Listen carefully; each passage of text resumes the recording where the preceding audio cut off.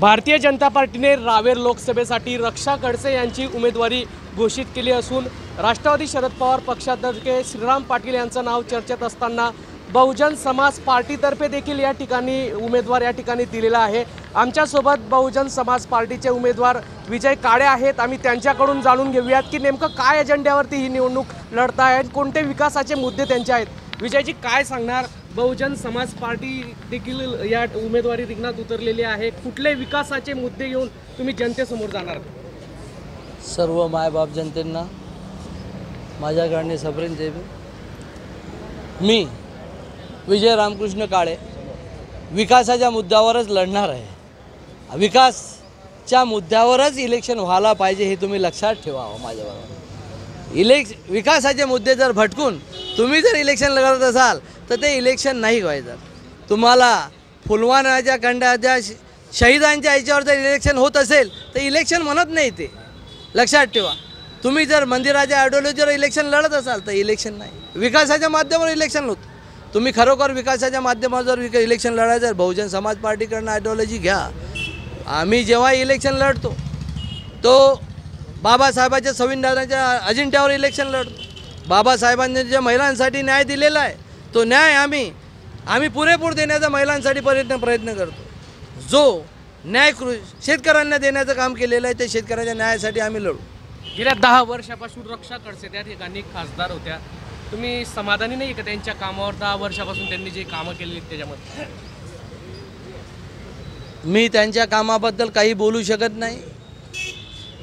त्यांच्या कामाबद्दल ही जनताच बोलेल, वोटाच्या रूपामध्ये, मतदाराच्या रूपामध्ये।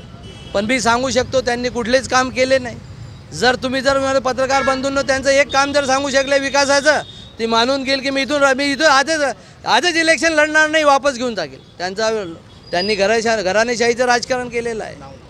रक्षाताईंनी घराणेशाहीचं राजकारण केलेलं आहे।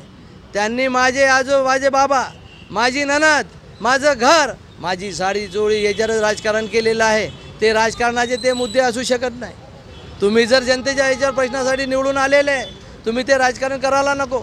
तुम्ही खरोखर केळ्याचे प्रश्न, दुग्ध व्यवसायाचे प्रश्न, कृषीचे प्रश्न, तुम्ही कोळी बांधवाचे प्रश्न, तुम्ही आदिवासींचे प्रश्न, हे प्रलंबित का बरं ठेवले?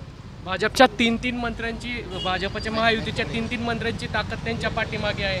5 लाखापेक्षा जास्त लीडने आमची दोघंही उमेदवार निवडून येतील अशी घोषणा मंत्री गिरीश महाजन करतायत।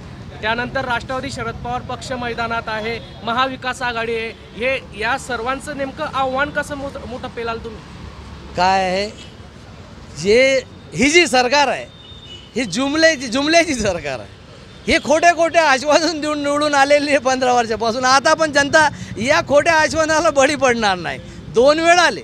आता तुम्ही या जळगावामध्ये पोस्टर पहा, सर्व पोस्टर पहा, सर्व इकडे जाऊन या। फक्त मोदी साहेबांचा फोटो दिसतो, एकही नेत्यांचा फोटो ठेवलेला नाही।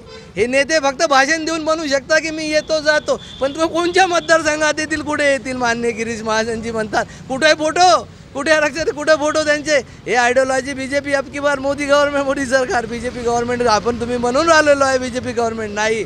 ही मोदी सरकार, मोदी गव्हर्नमेंट जुमलेची सरकार आहे म्हणतात ते, जसं काहीच वागत नाही। कुठलेच आश्वासने गव्हर्नमेंट पूर्ण करू शकत नाही।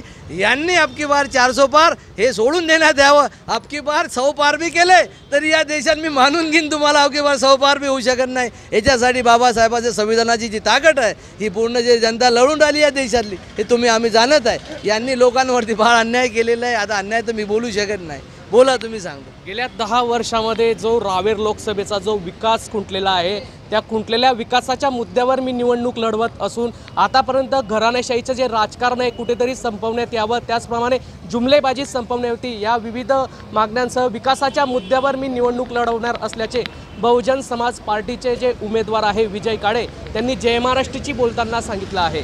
जुगल पाटील, जय महाराष्ट्र न्यूज, जळगाव।